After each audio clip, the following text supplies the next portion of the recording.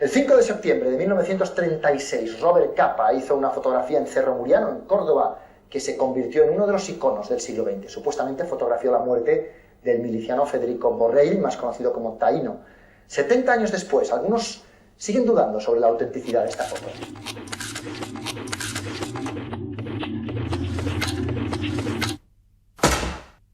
Raúl, acabamos de ver La sombra del iceberg. Han destapado una caja de Pandora, se podría decir, ¿no?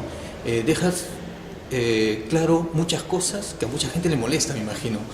Después de todo este recorrido que ha tenido la película, el documental, ¿qué es lo más fuerte que te han dicho? En realidad nosotros cuando empezamos a hacer, o el documental empezó a circular, nos asustaba lo que dirían, por ejemplo, los fotógrafos sobre alguien, en este caso Hugo y yo, que intentábamos saber o averiguar la historia de una de las fotografías más célebres. En realidad nadie nos ha insultado, ¿no? Afortunadamente. Ni siquiera los fotógrafos, algún gran fotógrafo grande con una trayectoria ha visto el documental. Yo creo que todo el mundo ha encontrado que la aproximación que hicimos Hugo y yo a esta historia del miliciano de Capa es una aproximación muy respetuosa y que sobre todo lo que trata es de reivindicar el derecho de un buscador a buscar una historia y a tratar de encontrarla. Es curioso cómo los seres humanos tenemos esta resistencia para cambiar, para aceptar, por ejemplo, que el miliciano claramente no es Federico Borrell García, como se dijo en su momento, como se inventaron en su momento, como por ejemplo que la fotografía no fue tomada en Cerro Muriano sino en Espejo. Es decir, los seres humanos no resistimos a aceptar lo que en un momento dado una investigación nos puede traer acá. Acá ocurrió, por ejemplo, con el gigante de Paruro, ¿no? De Chambi, el fotógrafo Hermann Schwarz, en una investigación que la identifica como originario de otra población y con nombres y apellidos. Y creo recordar que en algún momento en esos comienzos había gente que decía, pues para mí va a ser siempre el gigante de Paruro. Muy bien, señor o señora, que sea lo que usted quiera, pero ya no lo es, ¿no? Un poco así nos ocurrió a Hugo y a mí con esta historia.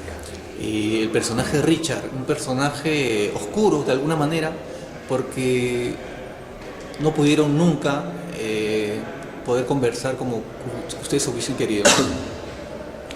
A Hugo y a mí nos hubiera encantado poder encontrarnos con Richard Whelan, con el biógrafo oficial y albacea de la obra de Robert Capa, y haber podido debatir frente a frente sobre esta historia. No, Hugo y yo siempre pensábamos que si Robert Capa hubiera vivido hoy día, yo creo que no le hubiera molestado nuestro documental. Probablemente nos hubiéramos ido a tomar un champán con él, ¿no? Un magnum quizás, ¿no? Probablemente. Y creo que si Richard Whelan hubiera tenido la oportunidad de conocernos a Hugo y a mí y la filosofía de rigor y de respeto que teníamos por la figura de Robert Capa y Gerda Taro, creo que nunca se hubiera enfadado tanto como parecía que lo estaba, ¿no? Desgraciadamente las circunstancias de la vida, el hecho de que muriera cuando prácticamente nosotros habíamos sacado el documental, pues bueno, nunca permitió que nos encontráramos y que pudiéramos confrontar nuestras ideas y nuestras averiguaciones. Ahora, como periodista te has convertido en cineasta, ¿no? Gracias a este trabajo. ¿Tienes algún proyecto nuevo? Yo como periodista, de alguna manera, mi vida profesional, aparte del periodismo que me ha dado de comer, que normalmente ha sido trabajando como guionista en televisión, digamos que he desarrollado dos caminos, uno la escritura periodística y otra el audiovisual, el documental. Entonces, desde ese momento, desde el momento en el que empecé a darme cuenta de que me gustaba expresarme de una manera o de otra, han ido apareciendo proyectos, algunos los he arrancado, otros se han quedado dormidos, o como en algunas ocasiones se da en mi vida, los proyectos son tan largos que los empiezo y no sé cuándo los acabo. En estos momentos sí que puedo decir que tengo un par de proyectos, uno es audiovisual y uno es escrito, y que probablemente van a tener que ver ya con el Perú, ¿no? con el hecho de que yo viva acá.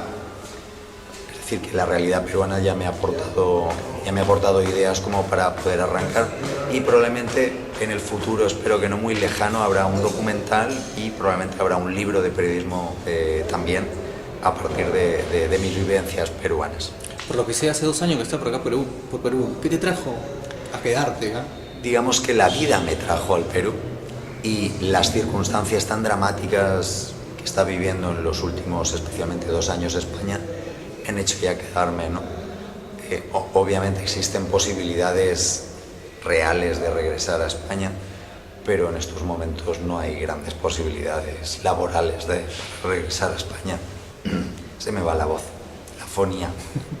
Entonces, de alguna manera, bueno, pues la vida me trajo, circunstancias personales me trajeron al Perú, pero realmente la situación de descomposición social, económica y de la destrucción que está haciendo la derecha del estado del bienestar allá impiden que mucha gente podamos regresar y han hecho que muchos españoles y sobre todo muy jóvenes y muy formados hayan tenido que salir para poder encontrar un camino.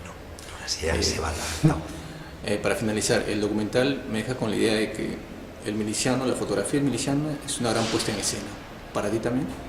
Sea una puesta en escena o no, creo que es algo que no lo diré nunca públicamente, porque creo que uno debe descubrir y sobre todo tratar de ver más allá de la fotografía, de esa fotografía. Es una gran fotografía que sí o sí representa la muerte y representa el drama de la guerra, y eso creo que es mucho. Bueno, muchas gracias.